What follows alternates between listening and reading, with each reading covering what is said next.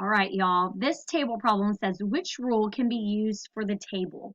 So if we look at the input row going across, we have the variable n, 4, 6, and 8. On the output row, we have a variable of b, 32, 48, 64. So that n just represents everything on the input that's what the n could represent. It could be a 4, it could be a 6, or it could be an 8. On the output, the b could be 32, 48, or 64. So that variable can take the place of that number.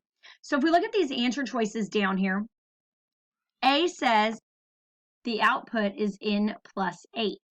So if we look at that, n being 4 plus 8, and we try that for right here, let's see if we get 32.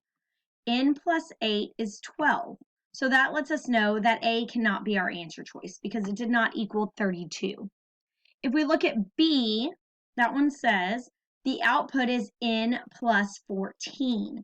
So if we look here, N being the 4, and if we added 14 to that, would we get 32? Let's see. No, we get 16. So B cannot be our answer.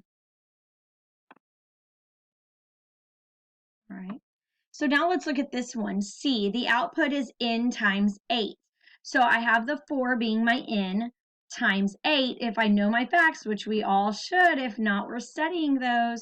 4 times 8 is 32. Well, that's what the output here is. It says 32. So C could be our answer.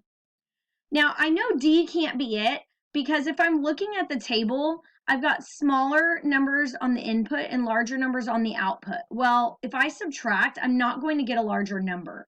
Here's the other thing why D cannot be it. So I don't even need to work this problem, is that if I'm doing 4 minus 14, I'm getting a negative number. We're not in 5th grade yet, so we're not going to have negative numbers. The top number would be smaller than the bottom number. Therefore, it's going to be negative 10, which would not work for us. So I don't even need to waste my time working that one. I know that it can't be it. So the answer cannot be D. So that leaves us with C as our answer. So the rule for this table is times 8.